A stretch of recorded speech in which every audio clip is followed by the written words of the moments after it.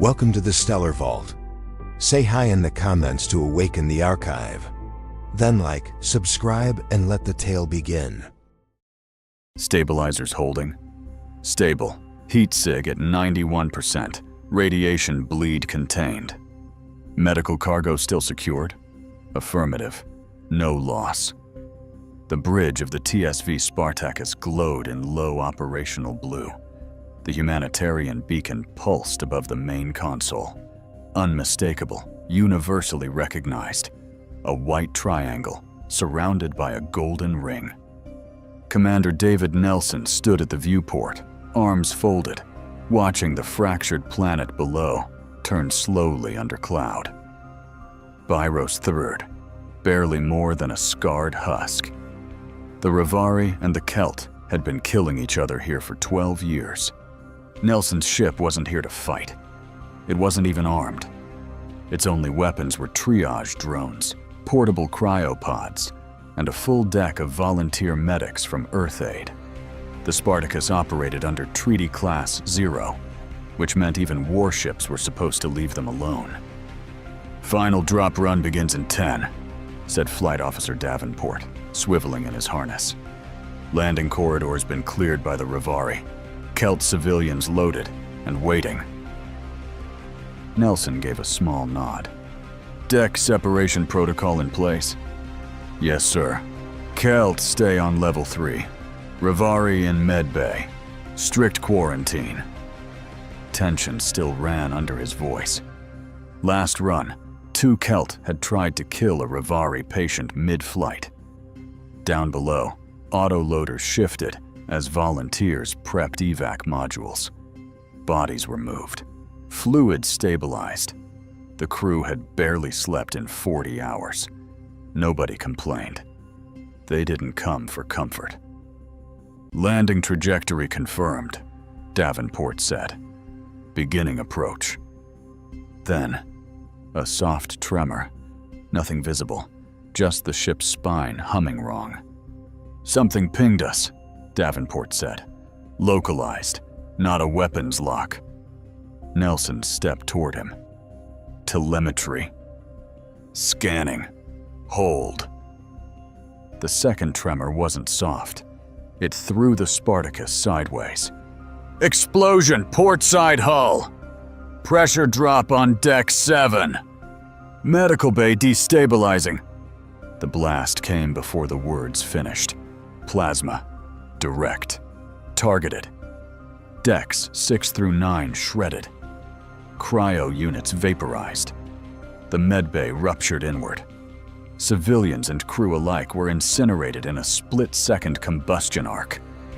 Seal forward sections, Nelson barked. Redirect power to internal bulkheads. No response from medbay. It's gone, said Davenport. His hands were shaking now. Commander, that was an anti-ship weapon. We're under treaty shield. Who the hell? A third strike cracked the aft spines. The ship folded. The lights died. 1 pod launched. Just 1. Inside was Commander Nelson, a junior flight tech, and a bleeding alien nurse with 1 arm gone. The pod spiraled into dark, broadcasting a single tight beam pulse to the nearest relay satellite. 3 days later, in the upper chamber of the Galactic Council, Roosevelt Stewart stood alone at the central dais. He did not raise his voice. He did not plead. He played the footage. He showed the treaty beacon, still active. He displayed the names of 112 dead, 34 of them alien civilians under Earth's protection. The Revari delegation sat cold and still, blue-scaled, broad-jawed, their robes lined in ceremonial iron. Their speaker cleared his throat. There may have been sensor confusion, he said. We're still reviewing the incident. You destroyed a humanitarian ship. Stewart's voice was iron. No weapons, no threat. Treaty Class 0. We understand the concern, said the council moderator, but further discussion will be required. We must analyze the context.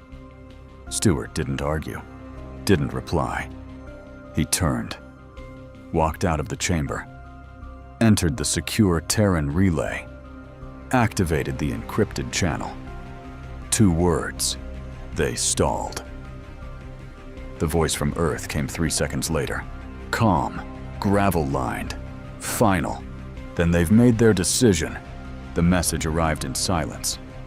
They stalled. The words glowed on the hollow screen, still hanging in the air. A transmission from Roosevelt Stewart, sent just minutes earlier. In a cold-lit chamber beneath the Eurasian continental arc, 5 figures stood around a recessed command well, each surrounded by data feeds, lightless screens, and the low pulse of encrypted transmission. No one spoke. Admiral Craig Cash stood at the edge of the circle, his breath steady, his shoulders squared despite the fatigue in his eyes. They used the term territorial confusion, he said, voice hoarse. Claimed our medical convoy wasn't clearly marked. Despite the beacon, the manifest, the pre-cleared flight corridor, they're buying time. A woman to his right, Director Jen from Strategic Intelligence, tapped once on her console. Or preparing for counter-narrative, internal propaganda, maybe civilian justification. Doesn't matter, said Admiral Tarkov, gruff and still in uniform. They knew exactly what ship that was. Every major race in the Council has our treaty codes burned into their nav protocols. This wasn't a mistake. It was a test. A third voice, older, colder. High Executor Halverson, civilian leader of the Terran Alliance. They wanted to see what we'd tolerate, she said. They wanted to know if the old stories were still true. Cash nodded. And now they will. Halverson turned to Jen. Initiate contingency phase 1. Jen's reply was immediate. Acknowledged. Far beneath the chamber, something deeper stirred. A machine woke. It began with a blackout. Small. Surgical. 3 minor jump gates along Revari trade routes lost synchronization within an hour. No explosions. No visible tampering. Just desync. The kind of delay that halts convoys for days. Within 12 hours, automated refueling platforms on the neutral station of Harvin's Reach reported firmware corruption. No Terran ships were near. No Terran names on any logs. Still, the fuel stopped flowing. At the same time, shipments of medical stabilizers bound for Revari colonies were recalled for inspection by independent vendors. Some vendors quietly disappeared from their orbital offices. Others simply redirected their loyalty. Earth paid better. And at the edge of the known zones, old listening posts that hadn't pulsed in years began sending encrypted tones through gravity-static channels. No one outside the Terran relay network could read them. But someone, somewhere, had planned this. On board the TSV Thanatos, a former cold response vessel recommissioned under Black protocols, Commander Robert Spencer stood before a holo map of the Revari export spine. The narrow corridor of fuel, tech, and relief flowing through their sector's gate network. He said nothing for several seconds. Admiral Tarkov's voice came through from Earth Command. We don't strike.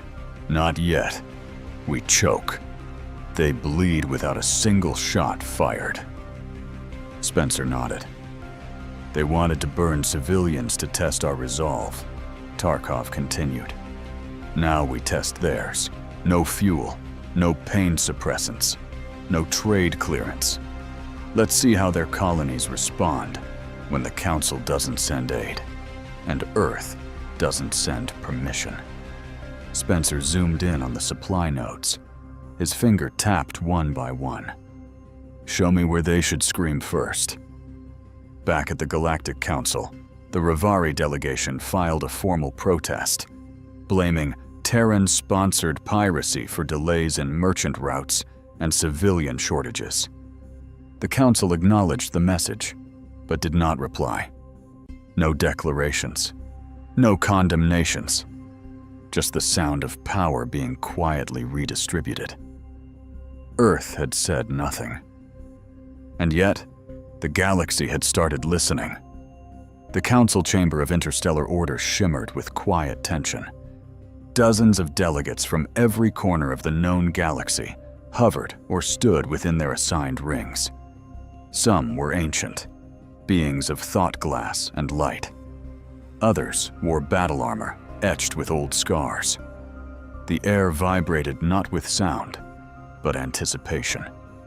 The Revari were speaking again. High Envoy Karzul of the Revari Imperium, his blue-scaled skin glinting with ceremonial oils, stood rigid in the central ring, flanked by 2 guards in warplate. His voice carried the bite of injured pride.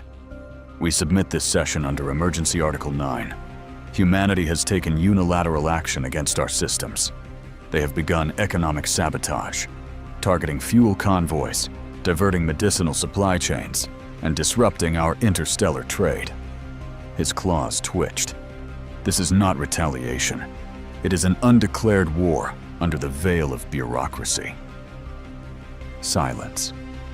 Then a flicker of light as Councillor Ven Tal of the Cathari, crystalline and older than most stellar nations, leaned forward.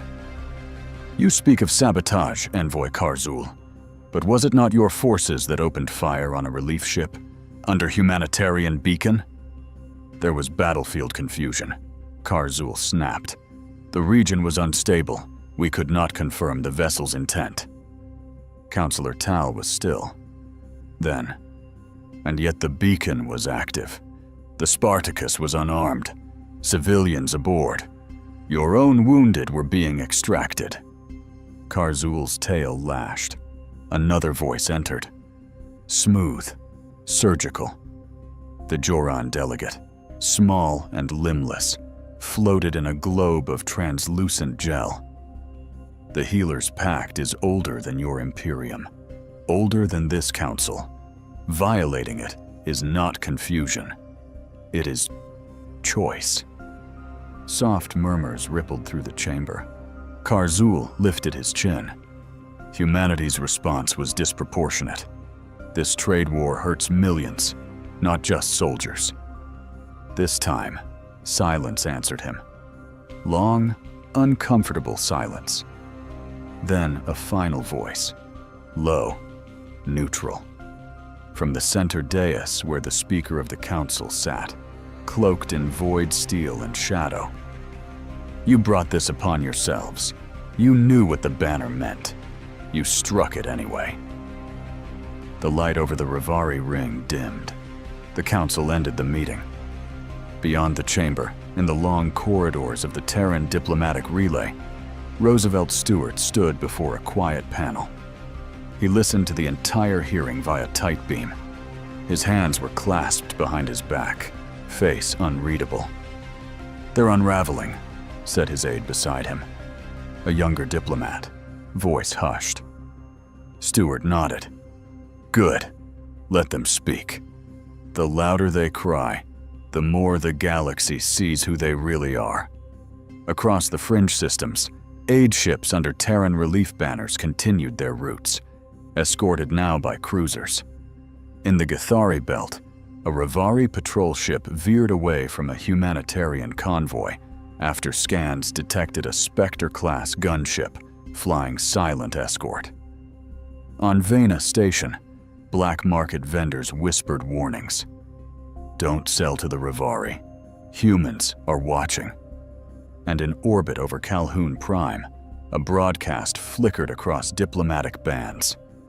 Earth's message, short and absolute. Humanitarian aid continues, but we walk with shields raised, violate our trust again, and you will answer for the choice you made. The message was not signed. Everyone knew who was the sender. In the heart of Revari space, markets slowed, prices surged, Medical shortages appeared on outer colonies. Fuel reserves dropped. The bleeding had begun. The Revari homeworld shimmered under its triple suns, vast plains of cobalt grass stretching beneath tiered cities of bone-white stone and obsidian glass. But below the surface, in the industrial districts, where the merchant sectors pulsed and the working castes lived, something was spreading. It began with the young. Twitching spasms, yellowed eyes, then the fever, then the lats. Within 2 cycles, entire housing blocks were sealed by containment drones. A week later, grain shipments out of the Tenmar region halted. Medical convoys vanished. Soon after, screams echoed in the night, muffled by the hiss of purification vents. The Revari Senate chamber convened emergency session for the 3rd time in over 2 cycles. Chancellor Drael Vorak stood rigid at the center of the obsidian ring. The scales beneath his crest darkened with stress. Dozens of other senators hissed, muttered, shouted, but none interrupted as he raised the crisis mandate seal, the authority to override standard debate under planetary threat. The disease has jumped containment in 4 sectors, Vorak announced. Hospitals in the Hadrel Crescent report systemic failure. We do not possess the virological infrastructure to contain this. We must act. A low growl came from the military tier. Deploy biosealants.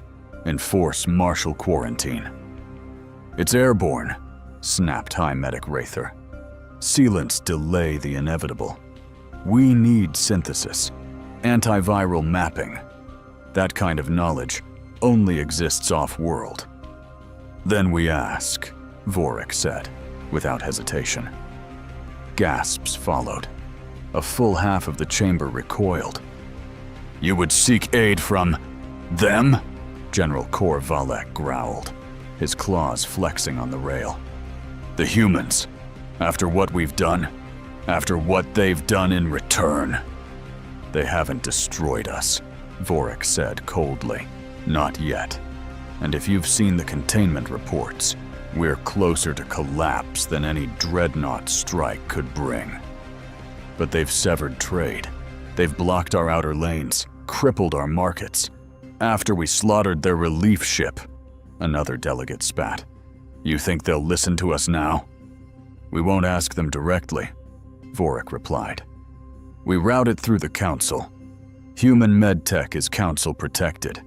The request is procedural. Grudging silence fell.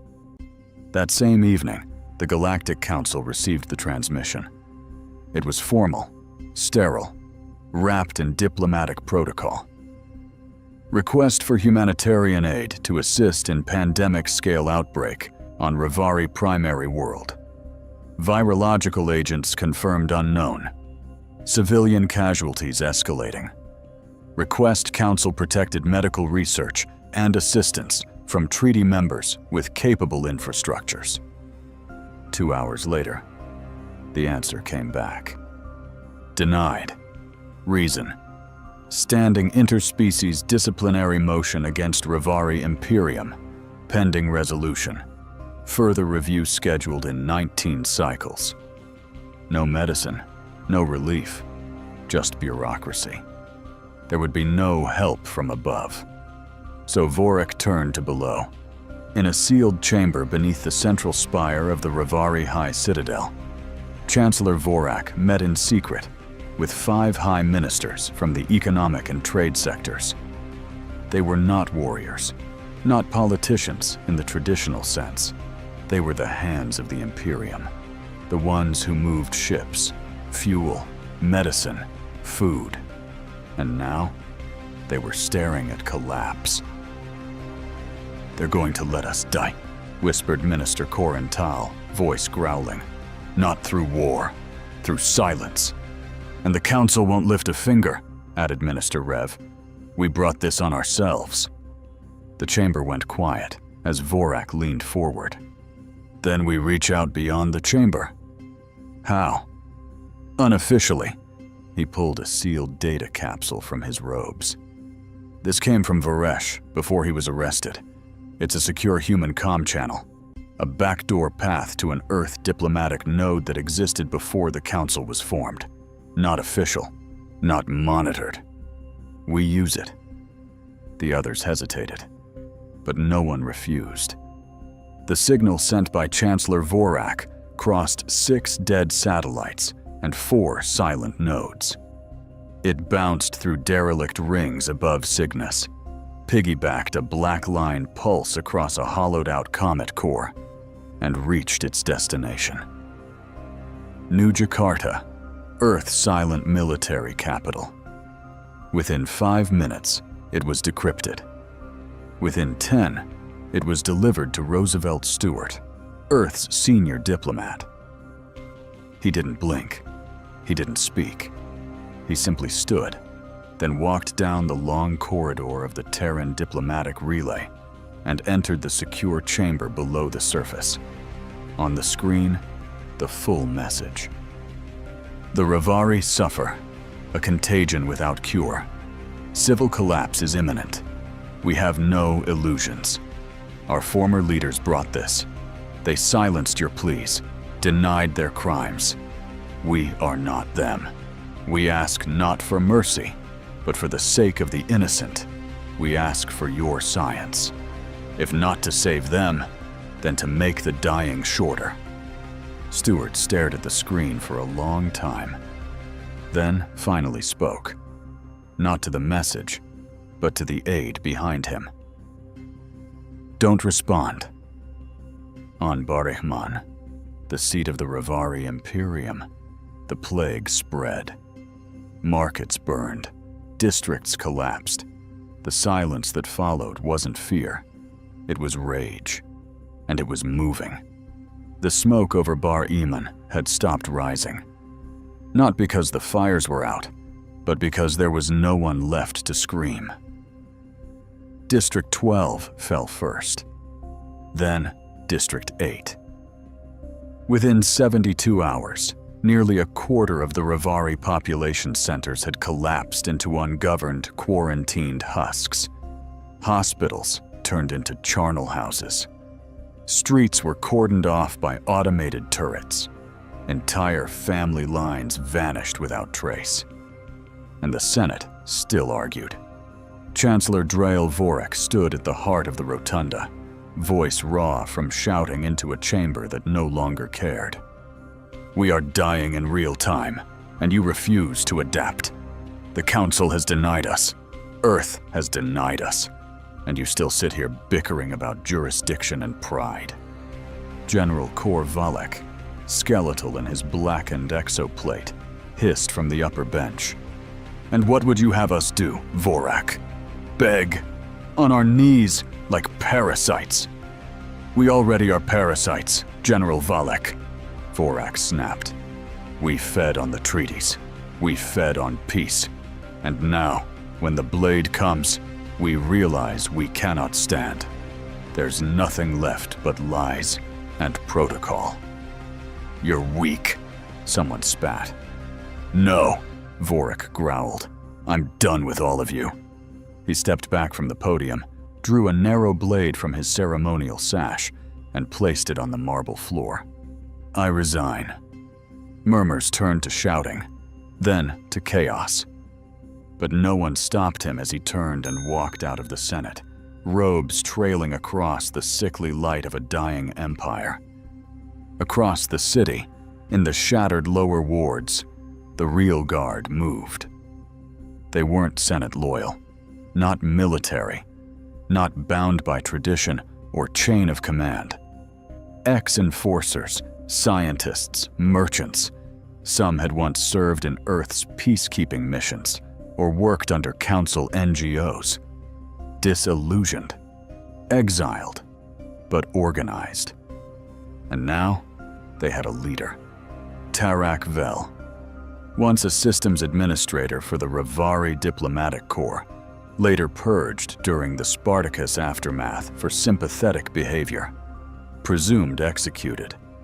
In truth, exiled underground. and reborn into purpose. Atop the high plateau of Fane's Divide, Vel stood before his gathered force. He wore no armor, no title, just a simple vestment marked by the ash-gray sigil of the neutral caste, the Forgotten Class. His eyes burned. "The old blood has failed us," he said. "They spilled innocent blood, then begged the stars for mercy. And when none came, they hid behind procedure." He raised his voice, and with it, the momentum of something deeper. "The humans remember. We made them remember. And now we suffer, not because they are cruel, but because we proved ourselves unworthy of peace." He held up a single data chip, glowing red. "This is our confession." The crowd was silent.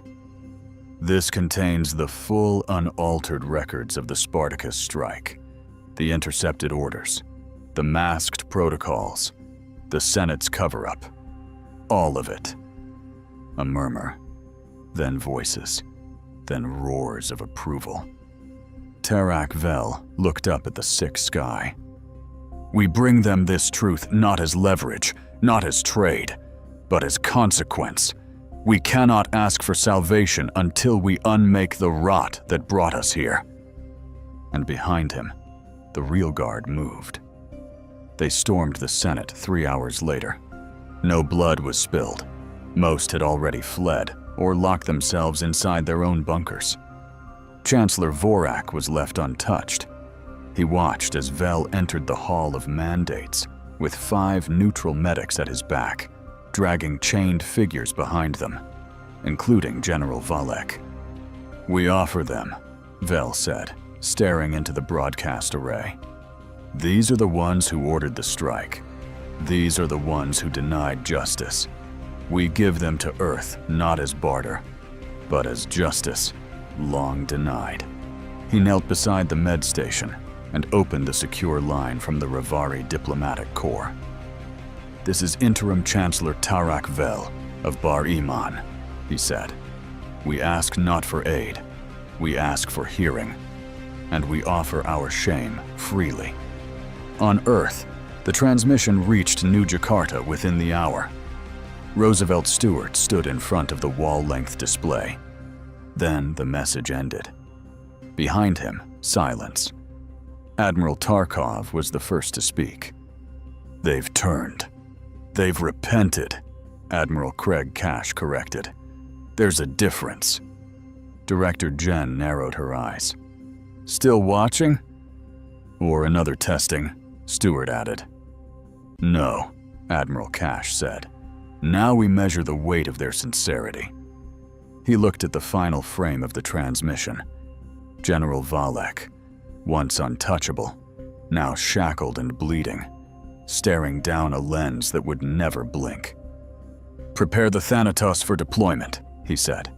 "To engage? No, to speak." He turned toward the exit. "Let's see if they've learned the language, and if they're ready to speak it back." The skies above Bar Iman rippled with atmospheric static as the TSV Thanatos entered orbit. No greeting, no resistance, just a burned world spinning beneath a Terran warship. The Thanatos held position, silent, armored, fully manned.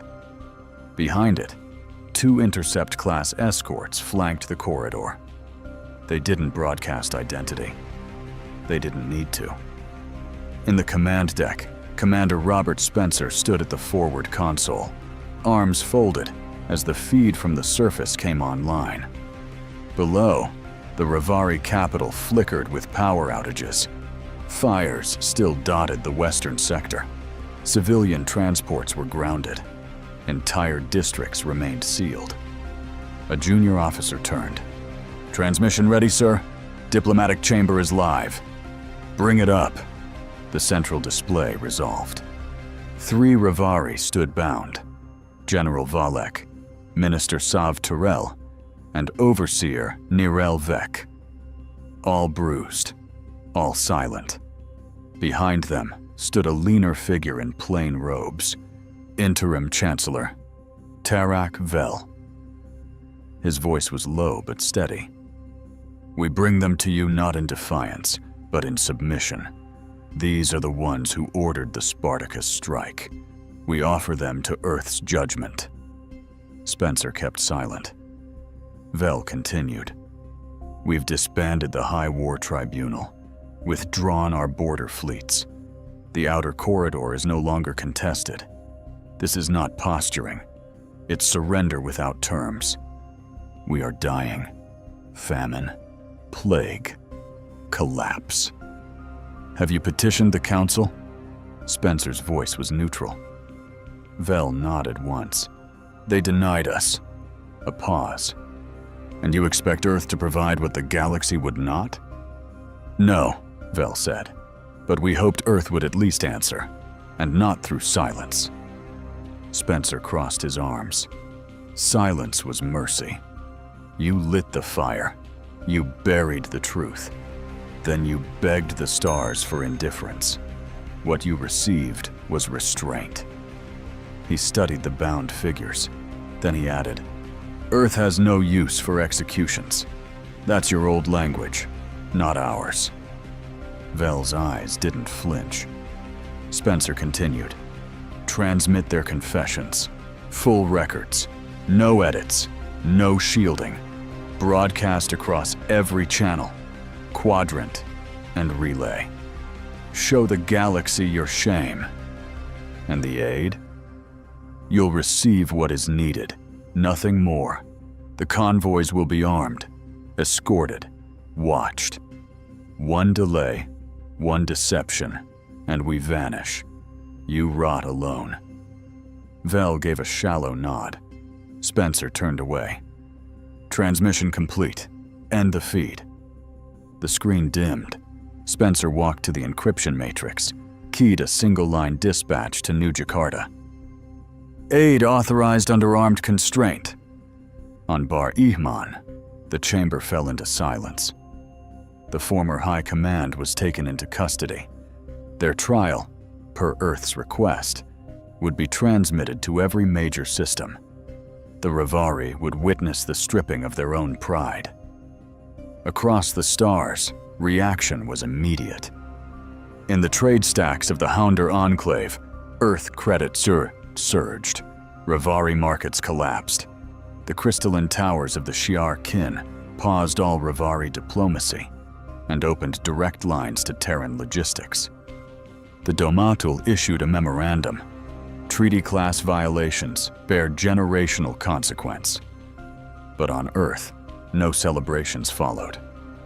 In the subterranean command grid beneath Jakarta Prime, Admiral Cash stood over the system map, watching new supply routes align.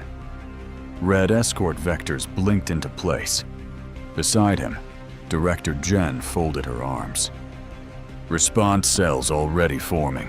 Loyalists, flags, splinter signals." Cash nodded. "Let them." This was never about control. Jen looked at him. "Then what?" "Clarity," Cash said. "They wanted silence. We gave it to them. And now that they've spoken, we'll decide if they're worth hearing again." He stepped toward the operations display, zoomed in on Bar Ihman, now laced with Earth's blinking mission markers. "We didn't show force to destroy. We showed it so no one would ever mistake our restraint again." Jen's voice was quiet. "Do you think they understand the difference?" Cash's eyes narrowed. "They do now." Bar Ihman did not fall. It emptied. No orbital bombardment followed Spencer's words. No Terran war cruisers landed in triumph. The TSV Thanatos held position, silent, armored, then turned from orbit, its engines cold as ash. On the surface, power outages, fire scars, absence. Satellites failed without sabotage. Uplink towers didn't jam. They were overwritten. Earth didn't erase the Revari voice. They spoke over it. And when the last orbital relay spun out of sync, There was nothing left to intercept. The Revari weren't silenced. They were simply no longer heard. In the abandoned Hall of Mandates, Interim Chancellor Terak Vel sat beneath a cracked viewframe, watching distant specks of Terran light disappear into the void. They weren't warships. They were relief freighters, escorted, but not vengeful, just clinical, like surgery. No rhetoric, no ultimatum, only precision and departure. Governor Cyrak entered behind him, eyes hollow, his robe still marked by the ashes of a failed council unification. "They left," he murmured. Vel didn't turn. They were never here to stay.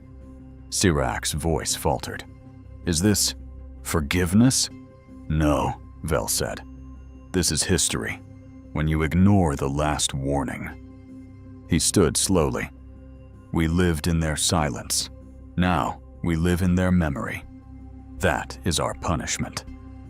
34 days after the Bar Ihman sanctions, Galactic Council Central, Session Hall. The chamber was full, tense, wordless. Representatives from 33 species stood, hovered, slithered, or shimmered into position across the spiral tiers of the deliberative hall.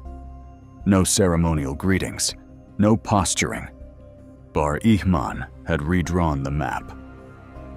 At the chamber's center, Councillor Brenvoss of the Akreni unfurled 5 translucent limbs in quiet inquiry. "For 2,000 cycles, we've written laws to prevent planetary war, and Earth bypassed them all, without firing a shot." Silence followed. Then, a crystalline resonance from the Domatul delegate, its voice layered across thousands of linked nodes. And in doing so, they restored the only protocol that ever mattered: consequence. A low murmur swept the tiers. Agreement, reluctant but real. The Valarii envoy, once a staunch defender of Revari sovereignty, submitted a motion without preamble. Any species that violates humanitarian treaty protocol will not be warned. They will be punished without mercy. No objections, not even from the Revari delegate, who hadn't spoken in 6 sessions. The vote passed in under 8 minutes. By session's end, 4 alliance requests had been filed with Earth's liaison corps. Earth had never asked for power, but power had arrived. And across every tier, a new unspoken truth held firm: do not provoke humanity, ever again. Earth, Lunar Defense Perimeter, Memorial Flight Deck. 76 days after the broadcast. The launch bay lit up in silence. Below the observation deck, relief vessels lifted in sequence. White banded hulls, marked with Earth's new Trimark seal, created in the wake of the Spartacus atrocity. Their formation was precise. Escorts at every flank. They didn't hide. They announced. Admiral Craig Cash stood with his hands clasped behind him, gaze fixed on the stars beyond the armored glass. No medals, no speeches. Beside him, Commander Robert Spencer watched the final freighter lock into departure vector. Etched across its dorsal hull, TSV Tranquility. 2 Earth Fleet warbirds rose behind it, their escort vector silent but unmistakable. On every council frequency. A tag now repeated in quiet rhythm: do not interfere. Cash finally spoke. They'll be on Philos 4 by sundown. Council's still silent. Spencer nodded. They'll stay that way. He added flatly, they know what happens when they turn aid into a target. A pause passed between them, neither solemn nor proud. Just certain. Cash's voice was low. Every time that signal goes out, it reminds them. Spencer's eyes narrowed. That we're still watching? Cash turned from the window. That we only needed to be asked once. Spencer's jaw set. You think they finally understand? Cash nodded once. Steady. Cold. They understand the only truth that matters. Earth never forgets. He stepped away from the viewport, boots crisp on steel. We don't escalate. We don't posture. We don't claim. But when silence fails, we correct. And behind them, one final beacon pulsed as the convoy slipped into deep space. A signal echoed through the void. Short, sharp, unmistakable. Humanitarian escort online. Compliance is not requested. Deviation will be corrected.